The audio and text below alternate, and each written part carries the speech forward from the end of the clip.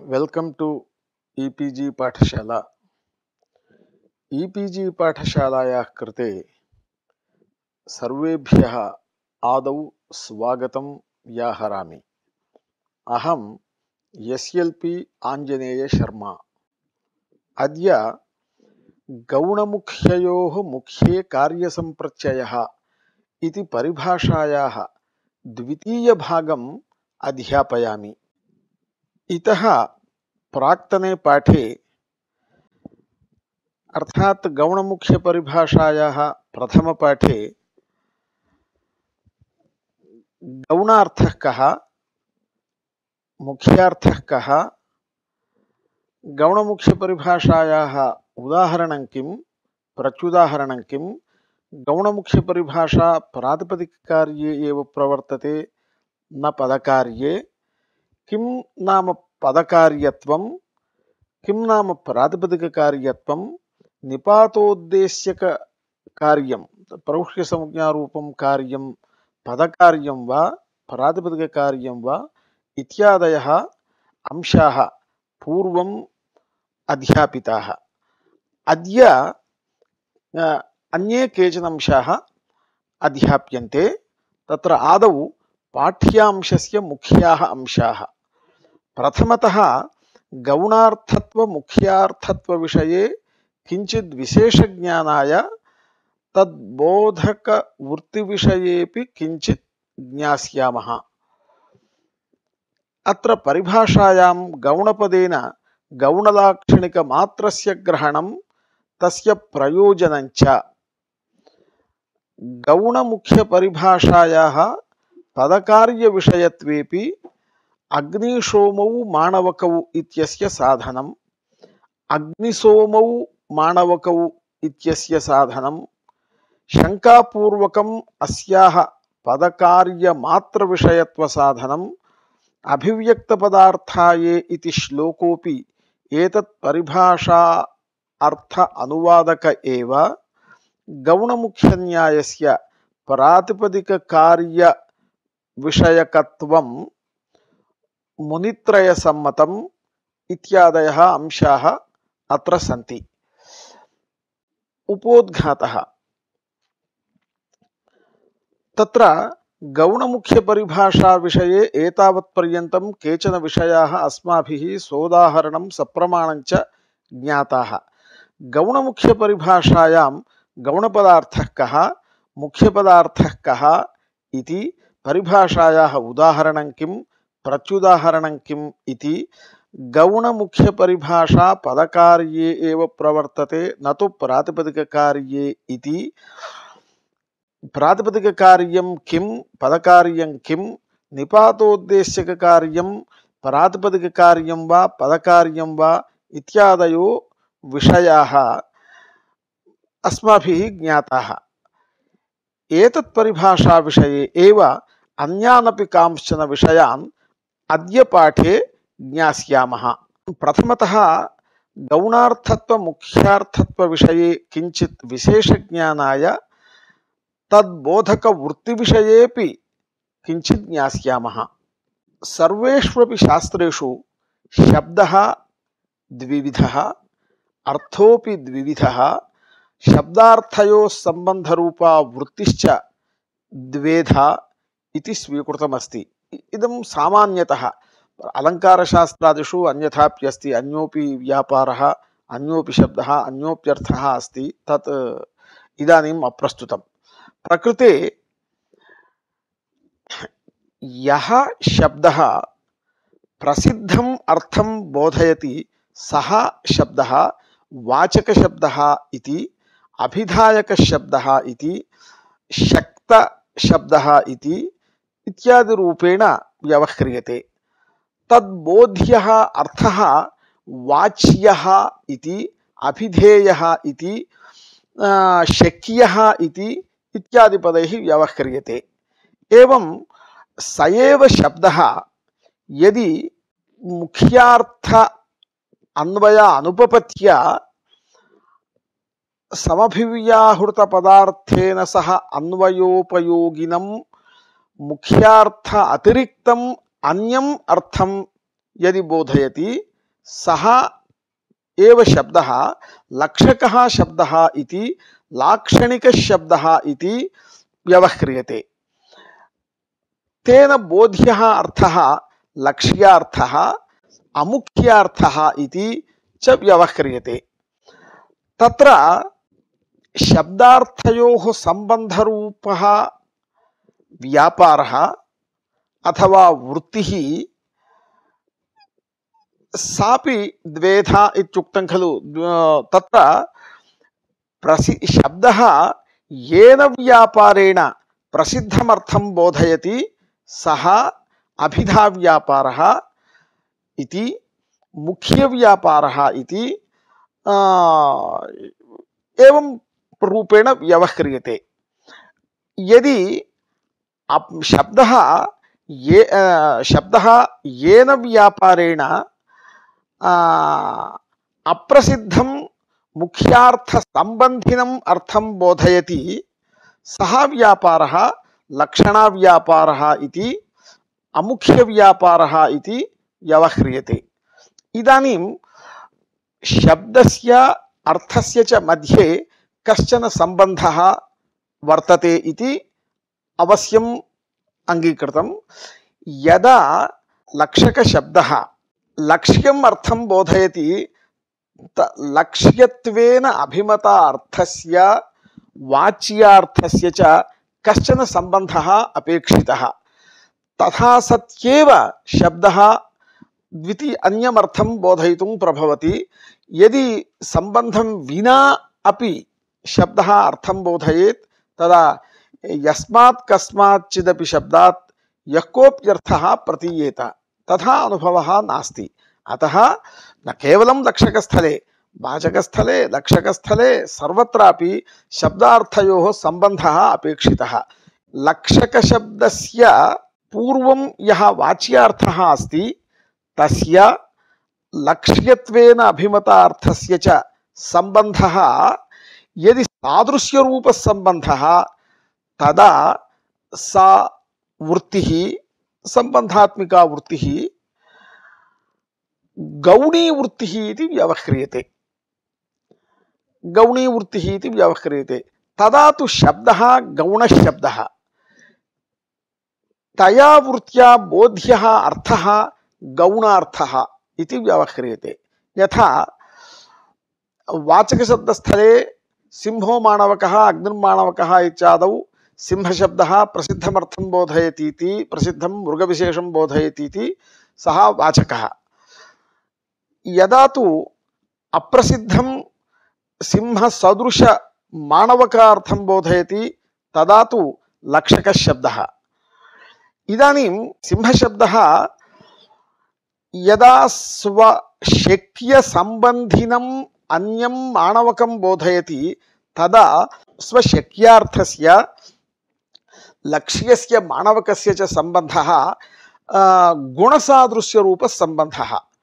अर्थात् सिंहशब्दः स्वनिष्ठ शौर्य धैर्यादि गुणसदृश गुणवत्तारूप सादृश्येन स्वसदृशं माणवकं बोधयति। तदा सिंहशब्दः गौणः इत्युच्यते। यदि लक्षक एव शब्दः सः परन्तु गौणः इत्युच्यते गुणसादृश्यमूलकत्वात्। यदि तयोः शब्दार्थयोः सम्बन्धः सादृश्यातिरिक्तः सम्बन्धः भवति तदा सा शुद्धलक्षणा इत्युच्यते। सिंहो गौणस्थले तु गौणीलक्षणा इत्युच्यते। यदि सादृश्य अतिरिक्तः सम्बन्धः तदा सा लक्षणा शुद्धा लक्षणा इत्युच्यते। तेन बोध्योऽर्थः केवलं लक्ष्यार्थः इत्युच्यते। सामान्यतः गौणः इति नोच्यते, सः लक्ष्यार्थः इत्युच्यते। तथा च इदानीं किं पर्यवसितम् इत्युक्ते अमुख्यया वृत्त्या बोध्यार्थोऽपि कदाचित् शुद्धलक्षणया बोध्यते, शुद्धसम्बन्धम् आधारीकृत्य लक्षणया बोध्यते इति लक्ष्यः इति गुणसादृश्यमूलकतया यदि लक्षण अन्यार्थं बोधयति तदा अर्थः गौणः इति उच्यते इति सिद्धम्। तथा च शब्दः वाचकः लक्षकः गौणः इति अर्थः वाच्यः लक्ष्यः गौणः इति च यद्यपि त्रेधा दृश्यते तथापि गौणः शब्दः लक्षकशब्दे एव अंतर्भूतः, गौणार्थः लक्ष्ये एव अंतर्भूतः इति वैयाकरणानां स्थितिः। नेक्स्ट, प्रकृते गौणमुख्ययोर्मुख्ये कार्यसंप्रत्ययः इति परिभाषया किं बोध्यते? व्याकरणशास्त्रविहितं कार्यं गौणे न प्रवर्तते किन्तु मुख्ये एव प्रवर्तते इत्युक्तं। तत्र गौणपदेन गौणलाक्षणिकस्यैव ग्रहणं न तु शुद्धलाक्षणिकस्य इति व्याख्यातृभिः उच्यते। तत्र फलम् अपि अस्ति। किमित्युक्ते सर्वत्र अग्निकलिभ्यां ढग् वक्तव्यः इति वार्तिकमस्ति। तत्र अग्निशब्देन अग्निशब्दात् ढक् प्रत्यये आग्नेयं हविः, अग्निः देवता अस्य आग्नेयं हविः इति भवति। तत्र अग्निशब्देन प्रातिपदिकग्रहणे लिंगविशिष्टस्यापि ग्रहणम् इति परिभाषया अग्निशब्द प्रकृतिक लिंगबोधक प्रत्यय विशिष्टस्यापि ग्रहणं भवति। अथ आग्नेयी शब्दस्यापि ग्रहणं भवति इति बोध्यते। तथा च आग्नेयी शब्दे अग्निशब्दत्वम् अतिदिश्यते इत्यर्थः। तत्र अग्निशब्दः दाम्पत्यरूप संबंधेन अग्निसंबंधिन्यां स्त्रियां प्रवर्तते। तदा पुंयोगादाख्यायाम् इति सूत्रेण ङीष् भवति। अनन्तरं वृषाकप्यग्निकुशितकुशितानाम् उदात्तः सूत्रेण अग्निशब्दे इकारस्य ऐकारः आयादेशः इत्यादिकं भवति, आग्नेयी इति भवति। तथा च अग्निशब्देन आग्नेयी शब्दस्यापि ग्रहणं भवति। तत्र इदानीम् अग्निशब्दः गौणलाक्षणिको न किन्तु शुद्धलाक्षणिकः। कुतः? अग्निशब्दः दाम्पत्यरूप संबंधेन न तु सादृश्य संबंधेन स्वसंबंधिनीं स्त्रियं बोधयति इति कृत्वा स्त्रीबोधनवेलायाम् अग्निशब्दः शुद्धलाक्षणिक एव भवति, न तु गौणलाक्षणिकः। अतः अत्र एतादृश आग्नेयी शब्दात् अग्निशब्द स्वरूपात् शुद्धलाक्षणिकात् ढक् प्रत्ययवारणं न भवति गौणमुख्य परिभाषया। ततश्च तत्र आग्नेयी देवता अस्य इत्यर्थेपि आग्नेयी शब्दादपि सर्वत्राग्निकलिभ्यां ढक् वक्तव्यः इति वार्तिकेन ढक् प्रत्ययो भवति इति भैरवी व्याख्याता अत्र वदति। अतः गौणमुख्य परिभाषायां गौणपदेन गौणलाक्षणिकस्यैव ग्रहणं न तु शुद्धलाक्षणिकस्य इति एतद् अंशबोधनाय पूर्वं शब्दः द्विविधः, अर्थोऽपि द्विविधः, वृत्तिः द्विविधा इत्याद्यंशाः अत्र उपन्यस्ताः। गौणमुख्य परिभाषायाः पदकार्यविषयत्वेपि अग्निशोमौ माणवकौ इत्यस्य साधनम्। तत्र पूर्वपाठे अस्माभिः ज्ञातं गौणमुख्य परिभाषायाः पदकार्यविषयत्वेपि अग्निशोमौ माणवकौ इत्यस्य साधनम्। पूर्वपाठे अस्माभिः ज्ञातं गौणमुख्य परिभाषा पदकार्ये एव प्रवर्तते न तु प्रातिपदिककार्ये इति। पदकार्यं नाम किं? विशिष्य अर्थोपस्थापकं विशिष्टरूपं यत्र सूत्रे निर्दिष्टं तत्सूत्रविहितं कार्यं पदकार्यं तादृशपदकार्ये एव गौणमुख्यपरिभाषा प्रवर्तते इति पूर्वमुक्तम्। यदि तथैव स्वीक्रियेत तदा अग्निशोमौ माणवकौ इति रूपं न सिद्ध्यति इति शंका जायते। कथमिति चेत् ईदग्ने सोमवरुणयोः अग्नेस्तुत्स्तोमसोमाः इति सूत्रे च अग्नि सोम शब्दयोः विशिष्य साक्षात् उपादानमस्ति। तौ च शब्दौ विशिष्य अर्थोपस्थापकौ आनुपूर्वी विशेष विशिष्टौ च वर्तते। अतः तादृश विशिष्यार्थोपस्थापकं विशिष्टरूपं यत्र सूत्रे निर्दिष्टं तत्सूत्रविहितं कार्यं पदकार्यम् इत्युक्ते ईदग्ने सोमवरुणयोः सूत्रेण विहित ईत्वम् अग्नेः स्तुत् स्तोम सोमाः इति सूत्रविहितं षत्वं च पदकार्यमेव भवति। तत्र अग्नेः इति पदस्य सोम इति पदस्य च विशिष्य उपादानात्। तथा च अग्निश्च सोमश्च इति द्वन्द्वे अग्नि सोम इति स्थिते ईदग्ने सोमवरुणयोः सूत्रेण अग्निशब्दस्य ईकारादेशे अग्निसोम इति जाते अग्नेस्तुत् स्तोमसोमाः इति सूत्रेण सोमशब्दे सकारस्य षत्वे अग्निशोमौ माणवकौ इति प्रयोगः साधु भवति। तथा च ईदग्ने सोमवरुणयोः अग्नेस्तुस्तोमसोमाः इति सूत्रविहिते ईत्वषत्वे पदकार्ये ईदग्ने सोमवरुणयोः अग्नेः स्तुत् स्तोमसोमाः इति सूत्रविहिते ईत्वषत्वे पदकार्ये एव। अपि च अत्र अग्निशोम शब्दः गौणलाक्षणिकः इति च स्पष्टम्।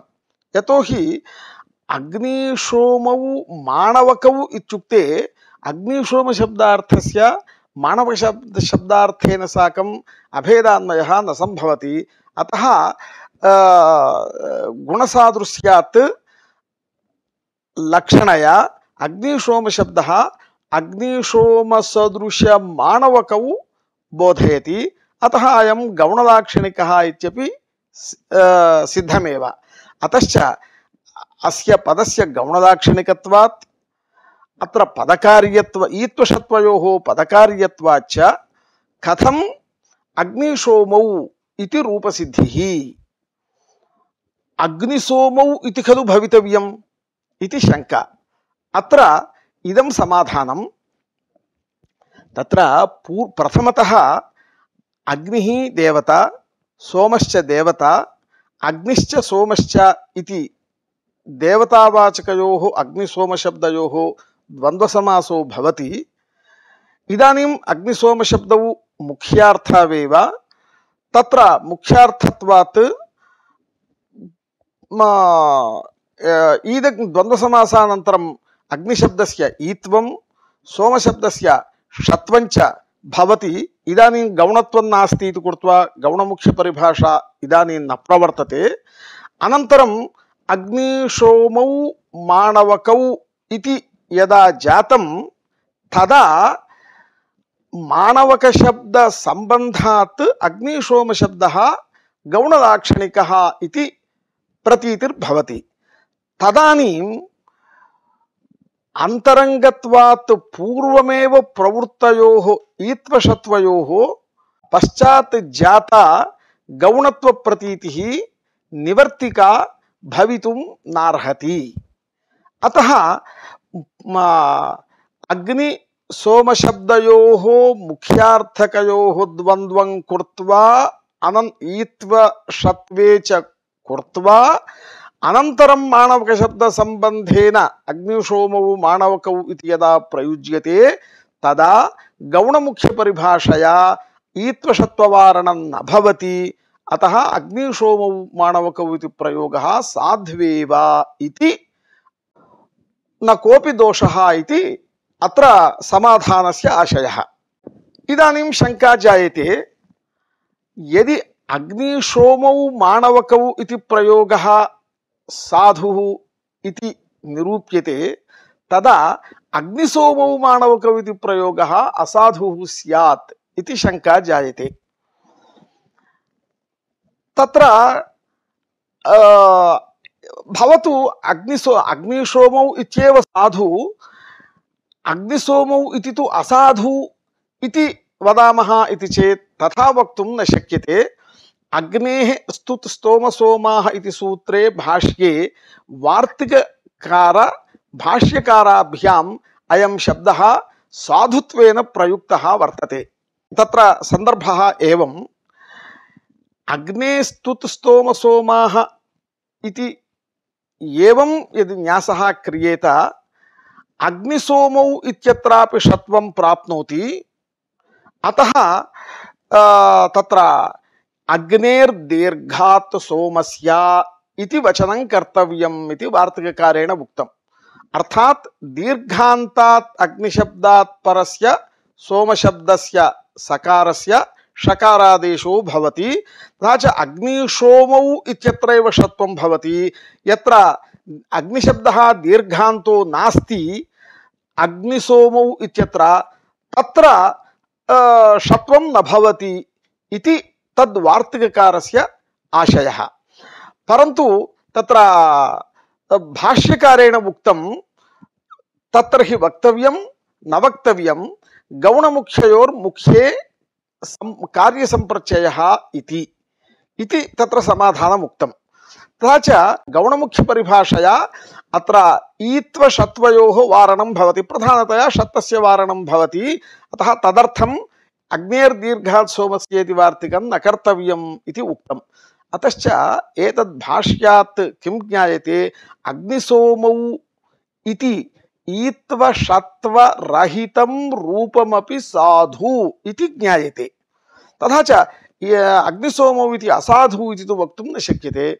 परन्तु पूर्वोक्तरीत्या अग्निसोमौ इत्यस्य साधुत्वकथनात् अग्निसोमौ इत्यस्य असाधुत्वं प्राप्नोति इति शङ्का जायते। अत्र इदं समाधानं।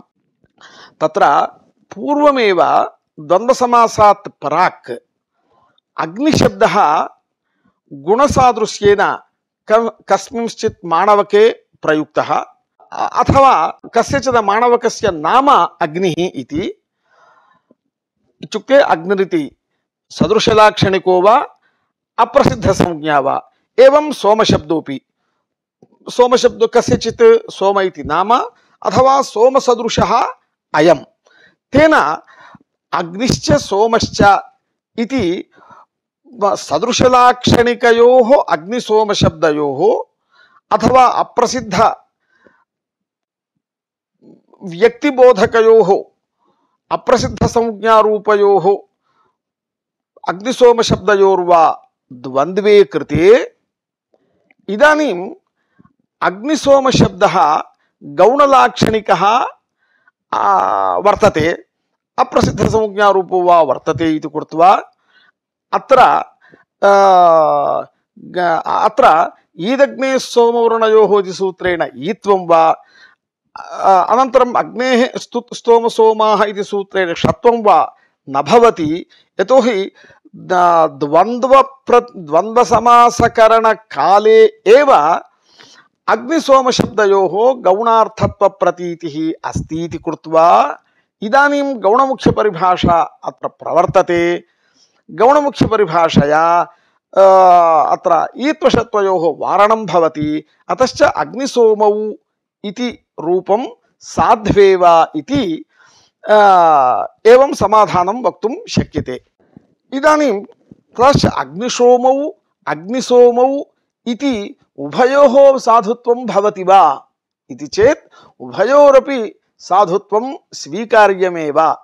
उभयविध प्रयोगदर्शनात्, भाष्ये उभयविध प्रयोगदर्शनात् क्वचित् द्वन्द्वसमासकरण अनन्तरं गौणार्थत्व विवक्षा, क्वचित् गौणार्थत्व विवक्षा अनन्तरं द्वन्द्वसमासकरणम् इति कल्पना स्वीकरणीया यतोहि स्थितस्य गतिश्चिन्तनीया इति खलु न्यायः शास्त्रञ्च शिष्टप्रयुक्तानाम् अन्वाख्यायकमेव न तु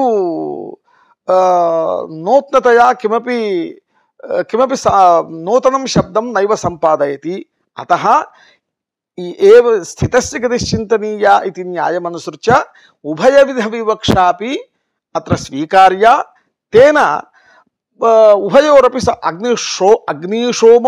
अग्निसोमौ इति उभयोरपि साधुत्वं सिद्ध्यति एवं द्वेधा विवक्षायाम् एतद् भाष्यमेव इत्युक्ते अग्नेस्तुत्स्तोमसोमाः इति सूत्रस्थ भाष्यमेव तत्र प्रमाणम् इति अस्माभिः ज्ञातव्यम्। इतः प्राक् पाठे गौणमुख्यपरिभाषा पदकार्यमात्रे प्रवर्तते न तु प्रातिपदिककार्ये इत्युक्तम्।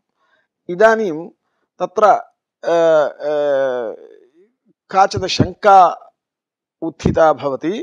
तादृशशङ्का समाधानपूर्वकं परिभाषायाः पदकार्यमात्रविषयत्वं साध्यते अधुना।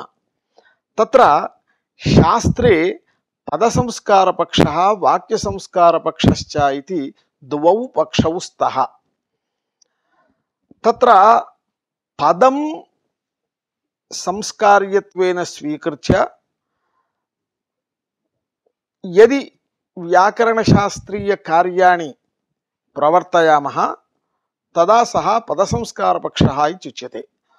यदि वाक्यं संस्कार्यत्वेन स्वीकृत्य तत्र च पदानां संस्कारं यदि साधयामः तदा वाक्यसंस्कारपक्षः इत्युच्यते।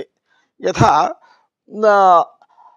रामः इति पदं साधनीयम् इति कृत्वा तत्र रामासु इति निष्पाद्य तत्र ऋत्वविसर्गादिकं कृत्वा रामः इति पदं सम्पाद्यते।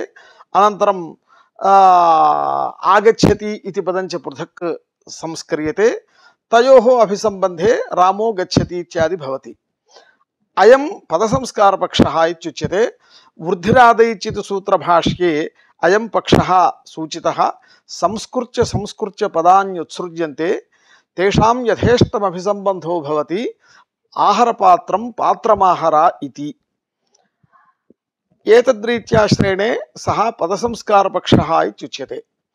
इदानीं वाक्यम् एकं संस्कार्यत्वेन स्वीकृत्य यदि व्याकरणसूत्राणि प्रवर्त्यन्ते तदा वाक्यसंस्कारपक्षः। इदानीं शिवो वन्द्यः इदानीं स्वादिसन्धिप्रकरणं सर्वमपि प्रायशः तादृशमेव भवति। शिवो वन्द्यः इति वाक्यं संस्कार्यत्वेन स्वीकृत्य तत्र शिवस् वन्द्यास् इति विभागं कृत्वा तत्र ऋत्वं कृत्वा शिवर्वन्द्यः इति सम्पाद्य अनन्तरं हसिचा इति सूत्रेण उत्वं क्रियते। शिवो वन्द्यः इति रूपं सम्पाद्यते। रूपं नाम वाक्यात्मकं रूपं। यदि केवलं पदसंस्कारपक्षः स्यात् पूर्वं शिवः इति पदं निष्पन्नं वन्द्यः इति पदं च पृथक् पृथक् निष्पन्नं तत्र शिवः वन्द्यः इत्येव भवति। शिवो वन्द्यः इति साधयितुमेव न शक्यते। तत्र हसिपरे पूर्वं रोः अभावात्। अतः एतादृश प्रमाणानि दृष्ट्वा अस्माभिः वाक्यसंस्कारपक्षः अपि अत्र अस्ति इति अंगीक्रियते। परन्तु उभयोः पक्षयोः वाक्यसंस्कारपक्ष एव मुख्यः पक्षः। यतोहि वाक्यस्यैव लोके अर्थबोधनाय प्रयुज्यमानत्वात्। तस्मिन् पक्षे गौर्वाहीकः पठति गां वाहीकं पाठय इति वाक्यं यदा संस्क्रियते तदा गोः पठनकर्तृत्वम् अथवा पाठनकर्मत्वं वा पूर्वं निर्धार्यं। तदा एव कर्मणि द्वितीया इति सूत्रेण द्वितीया विभक्तिः अनन्तरं कार्याणि च भवन्ति। इदानीं द्वितीया विभक्तिकरणात् प्रागेव कर्मत्व कर्तृत्व निर्धारणाय गो प्रातिपदिकार्थस्य पठनकर्तृत्वं पाठनकर्मत्वं च यदा अस्माभिः स्वीक्रियते तदा तत्र अन्वययोग्यता नास्ति। मुख्यगौः पठनकर्ता भवितुं नार्हति, मुख्यगौः पाठनकर्मापि भवितुं नार्हति। अतः लक्षणया गोशब्दः गोसदृशवाहिकं बोधयति, गोशब्दः गां वाहिकं पाठया इत्यत्र गोशब्दः गोसदृशवाहिकं बोधयति इति पूर्वमेव निर्धार्य अनन्तरं गोसदृशमाणवकस्य अथवा गोसदृशवाहिकस्य पठनकर्तृत्वं गोसदृशवाहिकस्य पाठनकर्मत्वं च निर्धार्य प्रथमा विभक्तिः द्वितीया विभक्तिः तत्र योजनीया। तथा च गौर्वाहिकः पठति गां वाहिकं पाठय इत्यादिषु प्रातिपदिकसंस्कारवेलायाम् इत्युक्ते प्रथमा विभक्ति द्वितीया विभक्ति योजनवेलायामेव गौणार्थत्वप्रतीतिः अस्ति इति कृत्वा पूर्वं यदुक्तम् अस्माभिः परिनिष्ठितस्य पदान्तरयोगे गौणार्थत्वप्रतीतिः इति गौणमुख्यपरिभाषा पदकार्ये एव प्रवर्तते इत्यत्र बीजम् इत्यादिकथनम् असङ्गतम्। प्रातिपदिकसंस्कारवेलायामपि गौणार्थत्वप्रतीतेः सत्वात् गौणमुख्यपरिभाषा पदकार्ये एव प्रवर्तते, प्रातिपदिककार्ये न प्रवर्तते। तत्काले गौणार्थस्य प्रतीतेरभावादित्यादिकथनञ्च अयुक्तम् इति वाक्यसंस्कारपक्षमाश्रित्य अत्र शङ्का वर्तते। तत्र इदं समाधानं प्रयोक्ता वाक्यप्रयोक्ता श्रोतुः अर्थबोधार्थं वाक्यं प्रयुङ्क्ते। तत्र प्रयोक्ता पूर्वं जानाति चेदपि गौः गाम् इत्यादि पदानि गौणार्थे मया प्रयुज्यन्ते इति पूर्वं जानाति चेदपि श्रोता ज्ञातुं न प्रभवति। यतोहि श्रोता शब्दप्रयोगानन्तरमेव ज्ञातुं प्रभवति। अयं वक्ता च प्रातिपदिकं प्रयोक्तुं न प्रभवति, अपदं न प्रयुञ्जीत इति निषेधात्। अतश्च पूर्वं पदानि संस्कृत्य पदान्तरेण संयोज्य यदा प्रयुङ्क्ते तदैव श्रोता ज्ञातुं प्रभवति अयं शब्दः गौणार्थकः इति।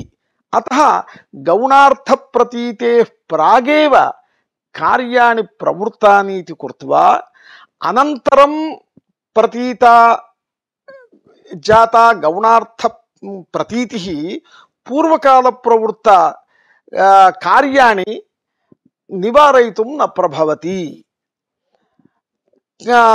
तत्र अर्थात्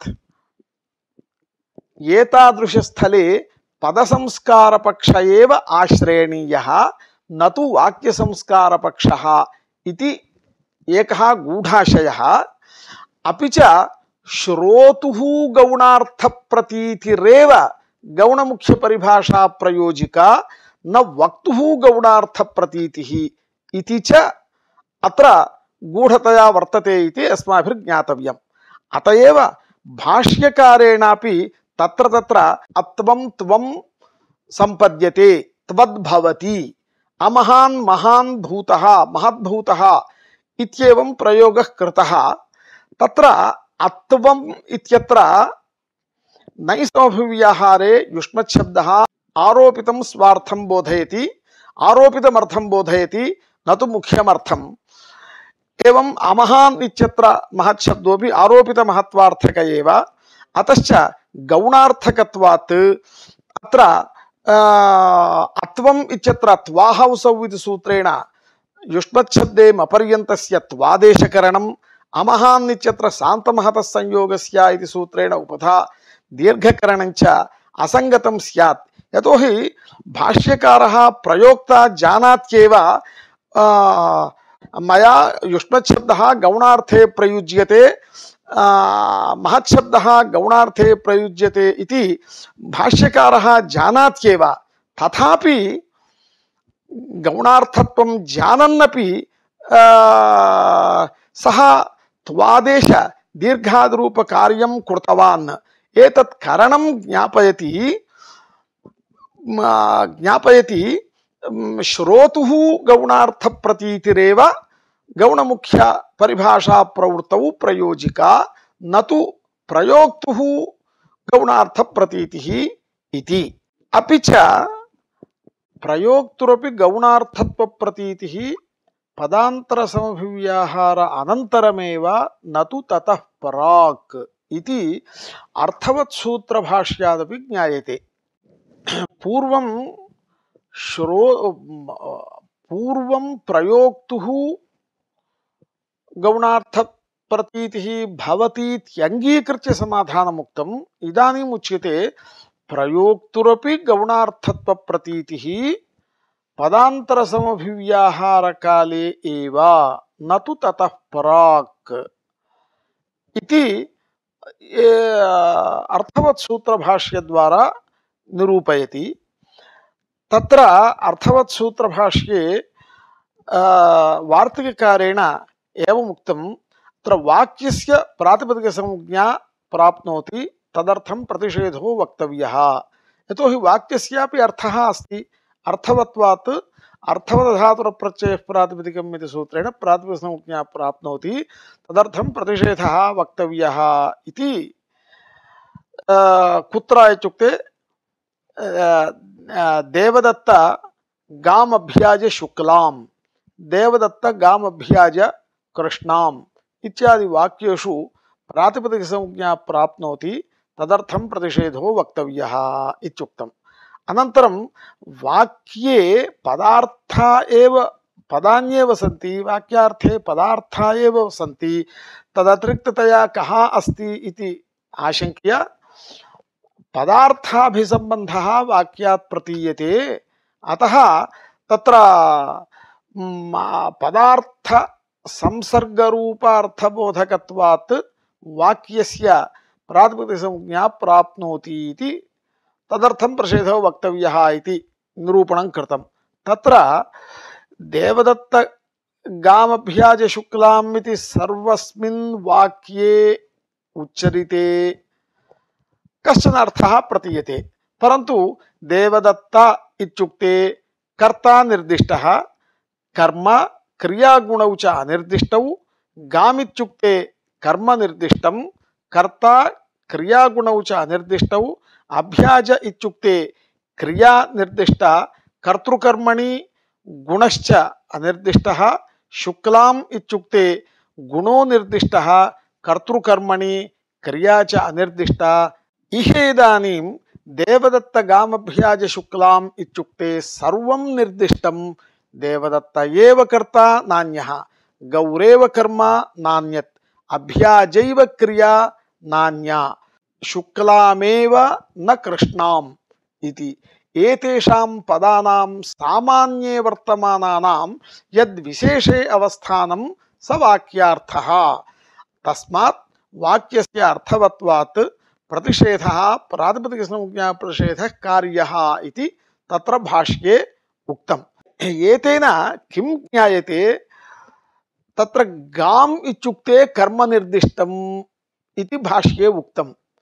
केवलं गाम् इत्युक्ते कथं कर्म निर्दिष्टं भवति, तत्र कर्मत्वं क्रियानुरूपितं खलु, क्रियासम्बन्धं विना कर्मत्वं न प्रतीयते, कर्मत्वं विना द्वितीया विभक्तिः न भवति, कथम् एवम् उक्तम् इत्युक्ते तत्र प्रयोक्ता अपि पूर्वं गाम् इति पदसंस्कारपक्षमाश्रित्य संस्करोति प्रयुङ्क्ते, अनन्तरं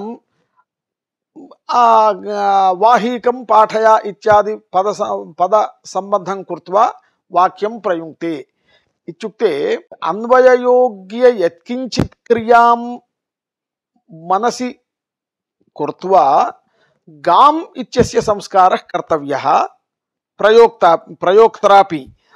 एवं देवदत्ता गाम अभ्याज वाहीकः गौः वाहीकः आगच्छति इत्यादि पदे वाक्येषु एकैकस्यापि पदस्य तत्तदन्वय योग्य क्रियां मनसि बुद्ध्वा प्रथमतः पदस्यैव संस्कारः कर्तव्यः अनन्तरं पदान्तर संसर्गं संसाध्य यदा पश्यति तदा तस्य गौणार्थत्व प्रतीतिः भवति।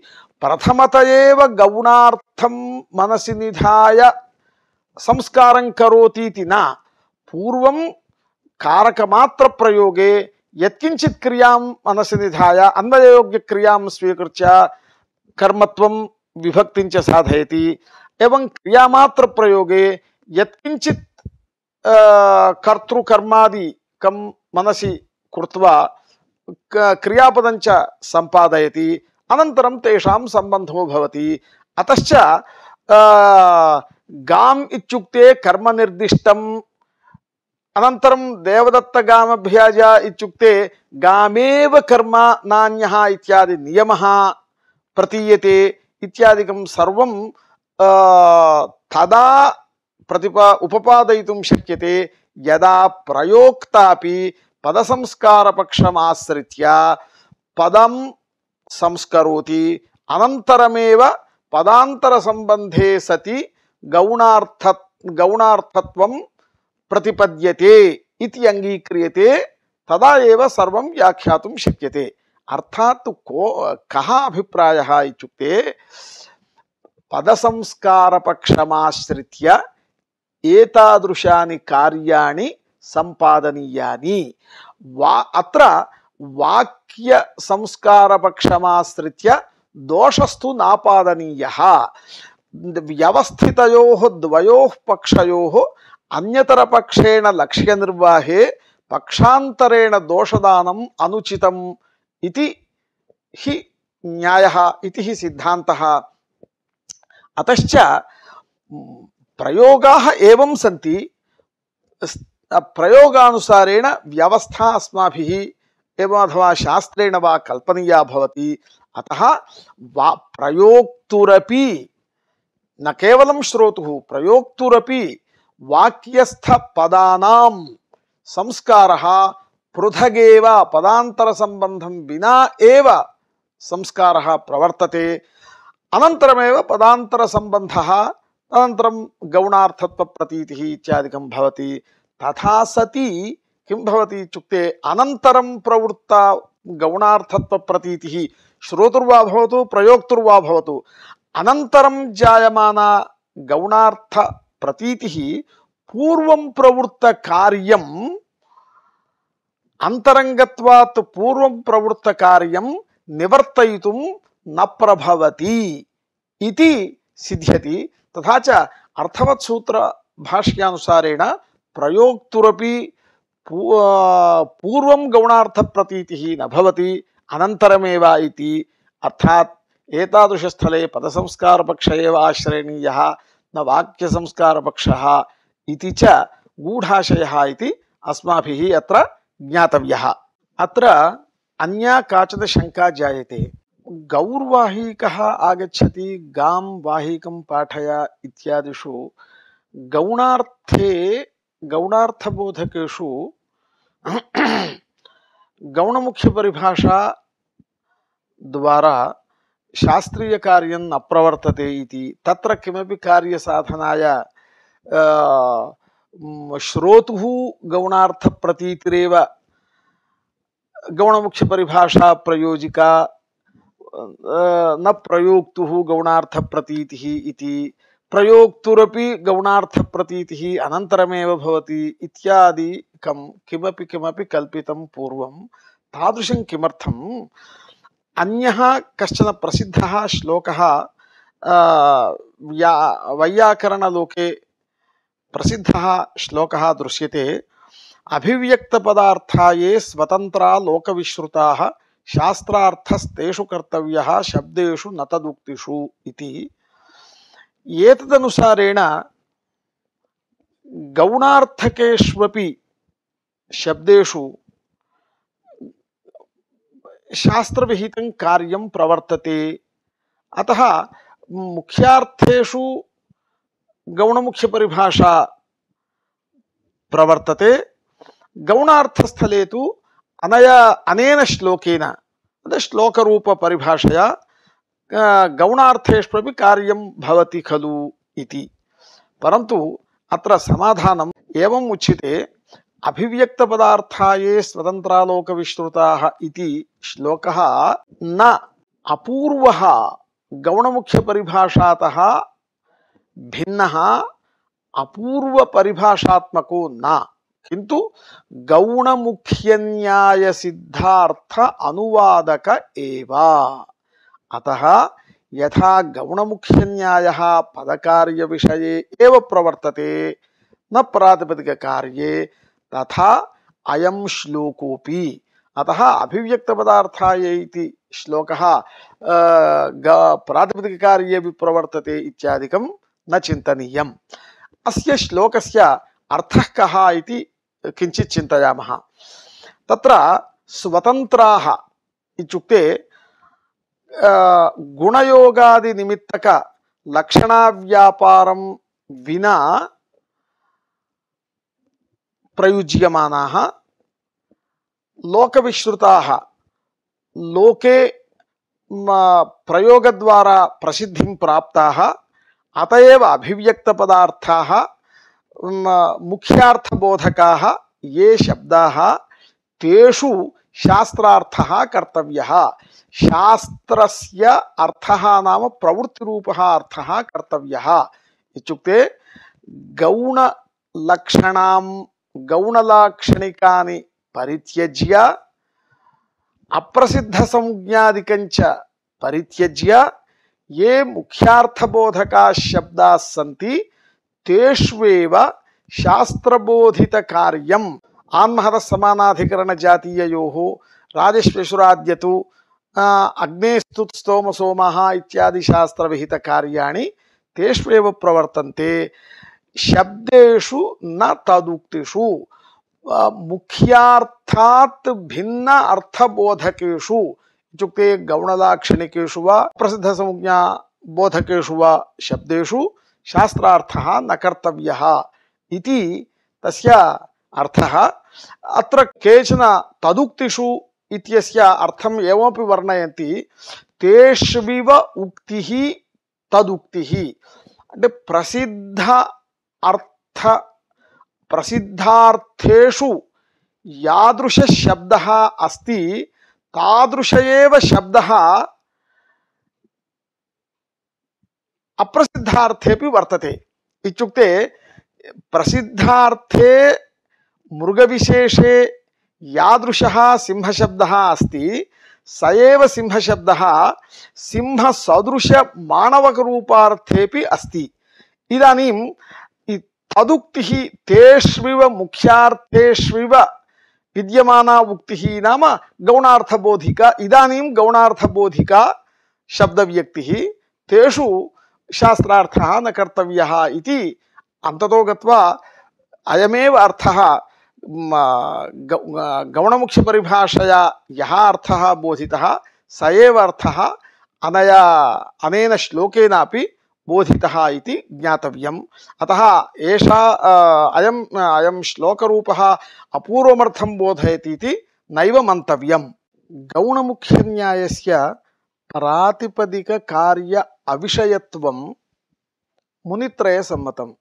अर्थात् गौणमुख्यन्यायः पदकार्यमात्रविषयकः न तु प्रातिपदिककार्यविषयकः इत्यत्र मुनित्रयसम्मतिरस्ति। कथम् इति चिन्तयामः। इदानीं पूर्वपरावर दक्षिणोत्तरापराधराणि व्यवस्थायाम् असंज्ञायाम् इति एकं सूत्रमस्ति। तत्र पूर्वपरादिशब्दानां सर्वनामसंज्ञा भवति असंज्ञायां, संज्ञायां तु सर्वनामसंज्ञा न भवति इत्यर्थः।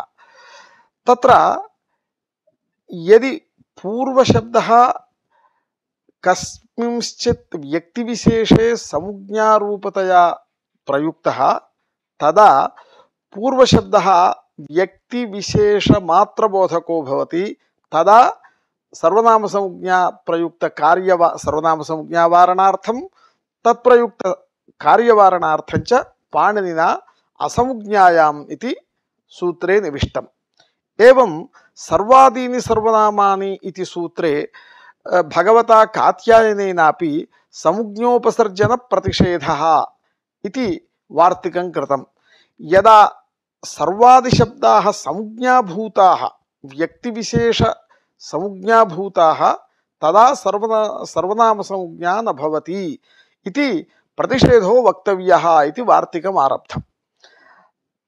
ఇదానీం సర్వశబ్దः యదా అథవా న కేవలం సర్వశబ్దः సర్వాదిగణే పఠితాः సర్వేపి యదా వ్యక్తివిశేషే సంజ్ఞారూపేణ నివేశ్యంతే తదా వ్యక్తివిశేషమాత్రబోధకాः భవంతి. యదా తదా అప్రసిద్ధ సంజ్ఞా సదృశో భవతి.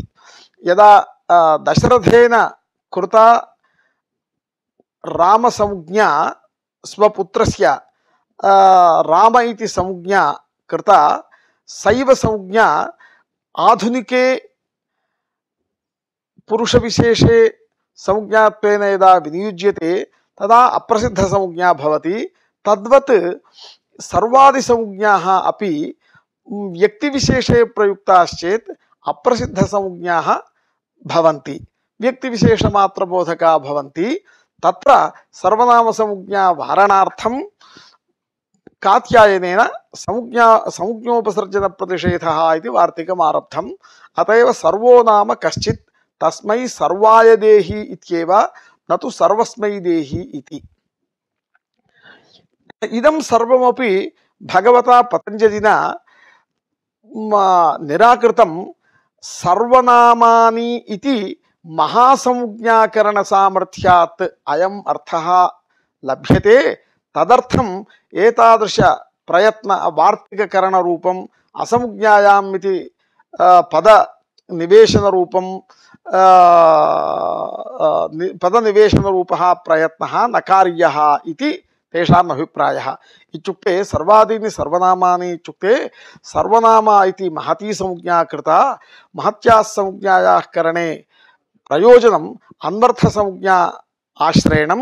సర్వేషాం నామాని సర్వనామాని స్వీయ సర్వార్థబోధకానామేవ సర్వనామ సంజ్ఞా భవతి.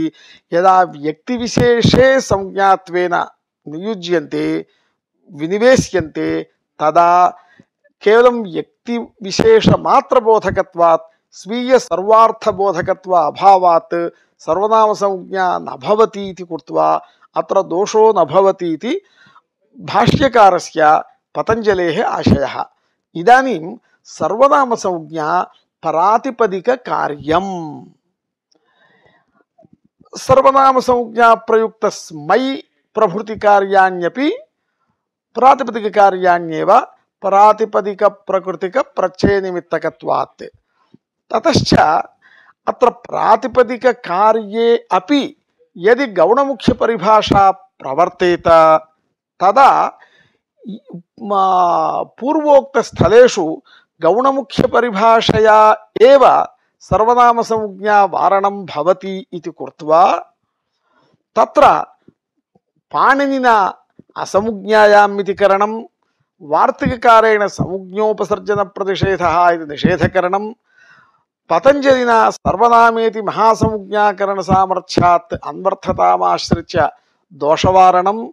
ఏతాదృశ ప్రయాసః సర్వోపి విఫలః స్యాత్. అయం ప్రయాసః కిం బోధయతి ఇత్యుక్తే ప్రాతిపదిక కార్యే గౌణముఖ్య పరిభాషా న ప్రవర్తతే. అతః ఏ పూర్వోక్త స్థలేషు గౌణముఖ్య పరిభాషాయాః అప్రవర్తనాత్ తత్ర సర్వనామ సంజ్ఞా వారణాయ పాణినినా కాత్యాయనేన పతంజలినా చ కృతః ప్రయాసః సఫలో భవతి ఇతి సిద్ధ్యతి. అతశ్చ ఏతత్ అనుసారేణాపి జ్ఞాయతే గౌణముఖ్య పరిభాషా పదకార్యే ఏవ ప్రవర్తతే నతు ప్రాతిపదిక కార్యే ఇతి. ఏతావత్పర్యంతం గౌణముఖ్య పరిభాషా పదకార్యే ప్రవర్తతే न प्रातिपदिककार्ये इत्यादिकं बहुधा स्थापितं, परन्तु एवं कथने ओत्सूत्र भाष्येण सह विरोध इव भाति। कथमिति चेत् तत्र गौर्वाहीकः गां पाठय इत्यादौ गौणार्थ प्रतीतिरस्तीति कृत्वा गौणमुख्यन्याय प्रवृत्त्या गोतोनित् इति नित्वप्रयुक्त वृद्धेः ओत औतोंशसोः इति सूत्रेण आत्वस्य च प्रवृत्तिः न भवति इत्याशंक्य तत्र समाधानम् एवम् उक्तम्, अर्थाश्रये एतदेवं भवति, शब्दाश्रये च वृद्ध्यात्वे इति समाधानं कृतम्। तत्र अर्थाश्रये कार्ये गौणमुख्यपरिभाषा प्रवर्तते, परन्तु वृद्ध्यात्वे तु शब्दाश्रये, अतः अत्र गौणमुख्यपरिभाषा न प्रवर्तते इति अर्थः प्रतीयते। इदानीं भवद्भिः पदकार्ये प्रवर्तते, प्रातिपदिककार्ये न प्रवर्तते इति यदुक्तं तत् अस्मात् न प्रतीयते, अनेन सह विरुद्धमिव प्रतीयते इति शंका। तत्र समाधानम् एवं, अर्थाश्रये एतदेवं भवति, शब्दाश्रये च वृद्ध्यात्वे इत्यस्य अर्थः एवं अस्माभिः वर्णनीयः, व्याख्यातृभिः वर्णितश्च। अर्थाश्रये इत्युक्ते लौकिक अर्थवत्वयोग्य पदाश्रये एष न्यायः। लौकिकार्थवत्वयोग्यं पदमेव भवति, तादृश पदाश्रय कार्ये गौणमुख्यन्यायः प्रवर्तते। शब्दाश्रये च वृद्ध्यात्वे इत्यस्य लौकिकार्थवत्व रहित शब्दाश्रये इत्युक्ते प्रातिपदिकाश्रये, प्रातिपदिकस्य लोके प्रयोगः नास्ति इति कृत्वा लौकिकार्थवत्वयोग्यता नास्ति, लौकिकार्थवत्वयोग्यता रहित प्रातिपदिकरूप शब्दाश्रये एते वृद्ध्यात्वे इत्युक्ते प्रातिपदिकाश्रये इत्येव अर्थः। अतः पूर्वोक्त सिद्धान्तेन साकं ओत्सूत्र पूर्वोक्त सिद्धान्तस्य ओत्सूत्र भाष्येण साकं विरोधः कोऽपि नास्ति। परन्तु अत्र काचन शंका भवेत्, यत्र अर्थवद्ग्रहणे नानर्थकस्य ग्रहणम् इति परिभाषा प्रवर्तते तत्रैव गौणमुख्यपरिभाषा प्रवर्तते। अर्थवत्परिभाषा अर्थवत्येव शास्त्रीयकार्यं भवति इति बोधयति, इयं परिभाषा च मुख्यार्थक शब्दे एव कार्यं भवति इति बोधयति। अतः उभयोः समानविषयत्वम् अस्ति। परन्तु अर्थवत् परिभाषा विशिष्टरूपोपादाने एव प्रवर्तते इति च तत्र निरूपितमस्ति।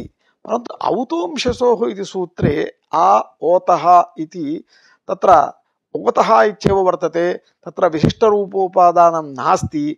अतः तत्र औतोंशसोः इति सूत्रोदाहरणे विषये गां पाठय इत्यादौ गौणमुख्यपरिभाषायाः प्रवृत्ति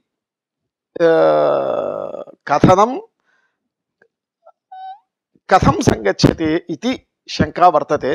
परन्तु अत्र औतोंशसोः इति सूत्रे वार्तिककारेण न्यासान्तरं प्रदर्शितम्, आ गोतः अंशसोः इति। तत्र गोतः गोशब्दस्य गोशब्दात् अंशसोः परयोः पूर्वप्रयोः स्थाने आकारादेशो भवति इति तस्य अर्थः। एवं गोतः इति करणात् गोशब्दस्थले एव इदं सूत्रं प्रवर्तते। अचिनवम् इत्यादि तिङन्तस्थले अचिनो अम् इत्यत्र इदं सूत्रं न प्रवर्तते। अन्यथा तु अचिनो अम् इत्यत्रापि ओकारस्य अंपरत्वात् औतोंशसोः इति सूत्रं प्रवर्तेत इति शंका वर्तते। तत् शंका वारणाय वार्तिककृतः आ गोतः अंशसोः इति न्यासान्तरं कृतम्। इदानीं तत् न्यासरीत्या गोतः इति विशिष्ट रूपोपादानम् अस्ति इति तत्र अर्थवद्ग्रहणपरिभाषा प्रवर्तते। तत्सम्बन्धात् एतादृश औतोंशसोः इति न्यासेपि अर्थवद्ग्रहणपरिभाषा गौणमुख्यपरिभाषा च प्रवर्तते इति स्वीकार्यम्। अन्यथा तु फलभेदः स्यात् इत्यभिप्रायेण। अतः गां पाठया इत्यादौ औतोंशसोः इत्यत्रापि गौणमुख्यपरिभाषा प्रवर्तनं सञ्चारणं न दोषाय भवति, युक्तमेव इति एतद्ग्रन्थस्य सारांशः। एतावत्पर्यन्तं गौणमुख्यपरिभाषायाः द्वितीयपाठे अन्ये केचन अंशाः पूर्वपाठसम्बद्धाः, पूर्वपाठे कथञ्चित् प्रतिपादिता अपि पुनः विस्तरेण अत्रापि विशिष्य पाठिताः इति कृत्वा अयं पाठः पूर्वपाठश्च उभौ मिलित्वा गौणमुख्यपरिभाषायाः विषयं सम्यक् बोधयतः इति भावयामि। शम्।